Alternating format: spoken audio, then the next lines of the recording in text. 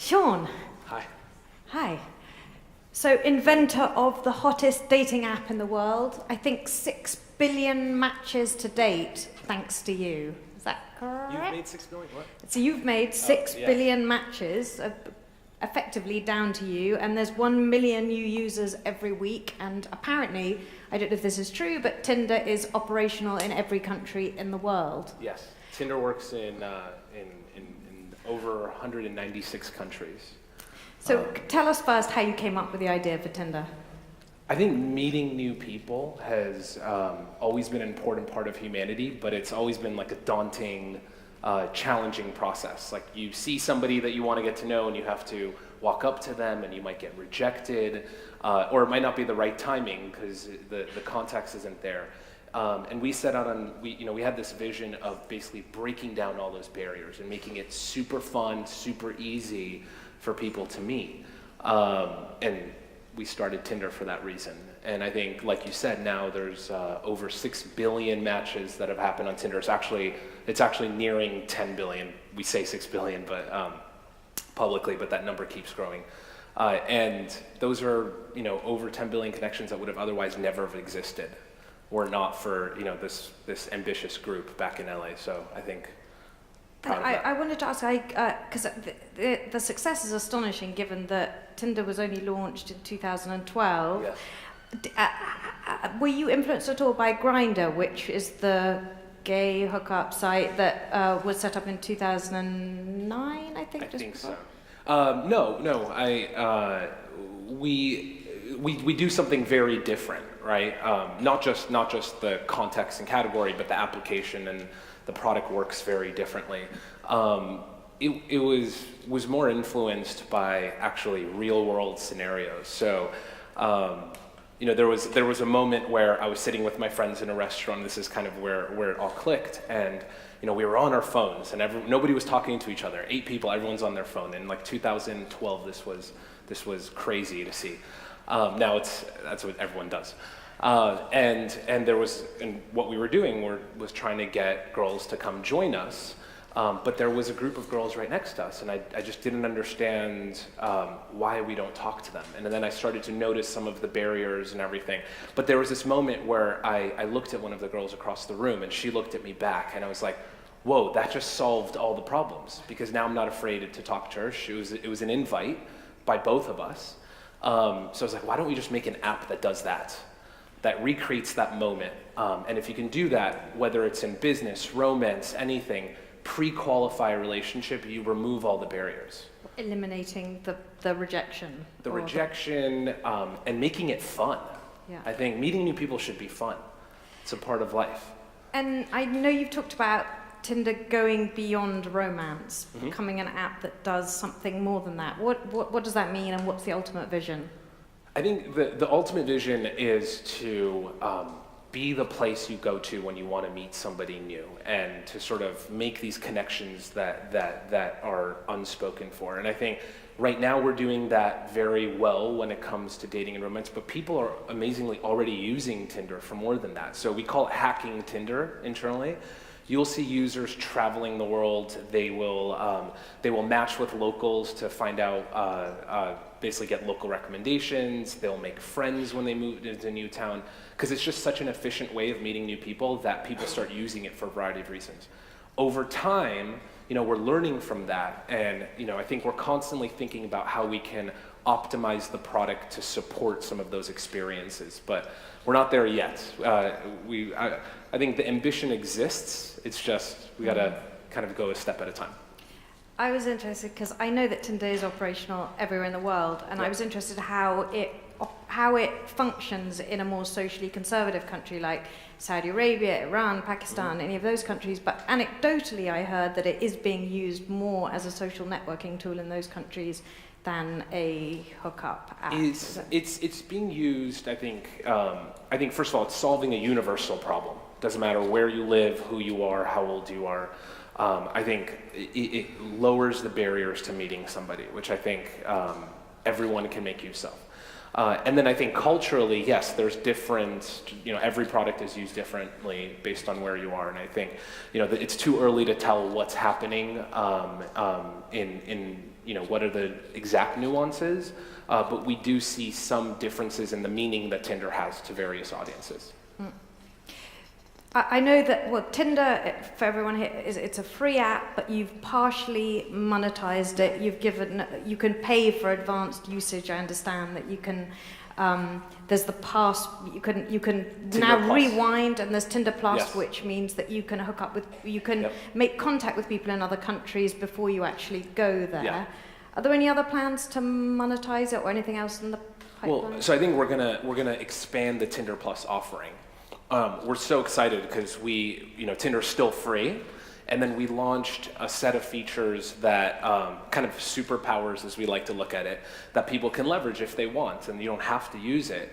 But we take it very seriously that people are paying us for an advanced feature set on Tinder, and we're going to constantly evolve that. So I think the focus when you think about revenue is making Tinder Plus even more valuable as we go, and we're going to continuously add a bunch to that.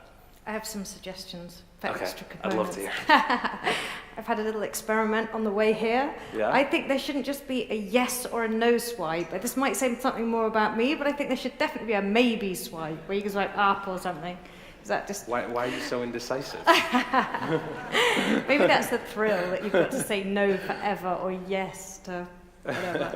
And also, I thought maybe a Tinder rating, like you have a Uber rating. Can't you have like a Tinder rating for like perverts and weirdos and time wasters? No? Maybe. We do have ways of tracking behavior, and actually all the information we gather, including people's behaviors and how likable they are on Tinder, factors in to this algorithm that we use to rank people and make them relevant. Kind of how Google has an algorithm. So it's not for search. random how you select No. the people that you match. So because I've noticed, I on the way here I saw there were loads of Pakistanis. I thought, how did they know that I've got a Pakistani history? There was lots of people with beards. It's not random.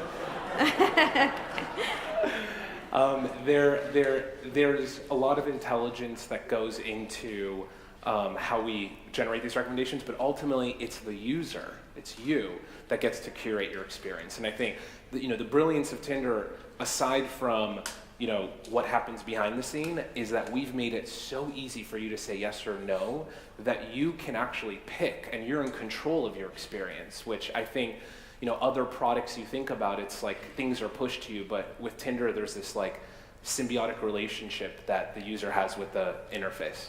But is how easy it is and the number of options you have, is there a danger in,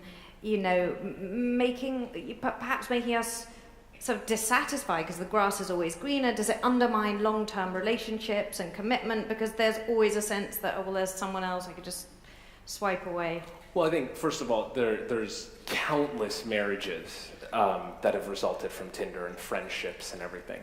But I actually fear a world where you don't have options, because then you have to settle with what you have, and you might not be happy in the relationship. But you don't leave the relationship. No, I think the beauty of Tinder is it gets you to the point where you're like, oh my God, that's the one, and I don't want anyone else. Apparently, there's something called love at first swipe. Yes. I really like. I mean, I might be a romantic, but I do think that there is one that sort of stops you from thinking about everyone else. And I think when you do have that optionality, you get to that point sooner, and you don't have to settle for somebody who, a lot of people are in unhappy relationships because they feel like they don't have options. So I think you can flip that around. I was really interested in the fact that you have now a full-time researcher who analyzes all the data that you've obviously accumulated, and you have this massive treasure trove of data. Yes. What are you going to do with that data, and what is it telling us about the human condition? So it's early to tell. I think the challenge for us has been first effectively capturing that data in a safe way. And now that we've done that, now the fun starts. Now we have a team of data scientists and a sociologist, as you mentioned, that's sort of looking at this data and trying to make a better product. And I think ultimately what it's being used for right now is to make better recommendations to our users on who they see. And then there's anecdotal data and stuff where we find, I would say, various patterns between different groups and geography and gender that I think are interesting. But it's too early to share any of those. You can share what the do's and don'ts of a successful profile are. What are the... Yeah. How do you create the perfect profile for... Sure. I have some insight on that. I think the perfect profile is somebody really being who they are, right? It's not a headshot. Actually, we do have data that headshots don't work that well because it doesn't say anything about your personality. Yeah. But we can capture a lot out of the photos that we see. So I think photos that show a person's energy, their interests, those work very well. Apparently people with tigers works really well. Apparently that's been banned in New York. Is that true? It was banned in New York, yeah. I don't know where they take those with pictures.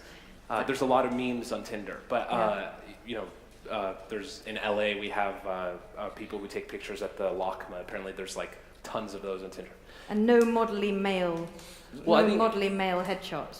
Believe it or not, it's not as successful on Tinder because it doesn't give you an indication of who the person is. It's a very staged persona.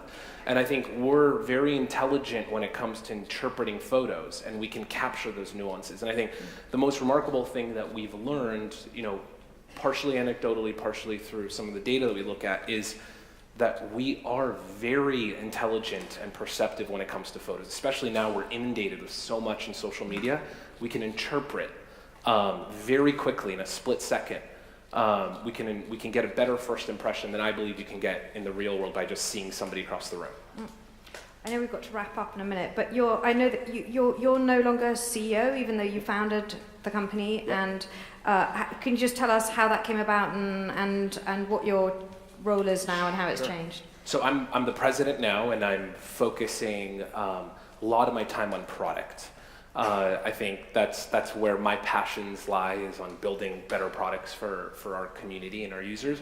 And Christopher Payne just joined us as a CEO, and he's sort of helping scale the business and run the company, and we have an awesome relationship. So I think it's been amazing for me because I get to focus on product, do the things I love, and I get to learn from somebody remarkable to lead the business forward. Do I get to ask 2 more questions? No, that's it. Sorry, everyone. Thank you so much, Sean Rad. Thank you.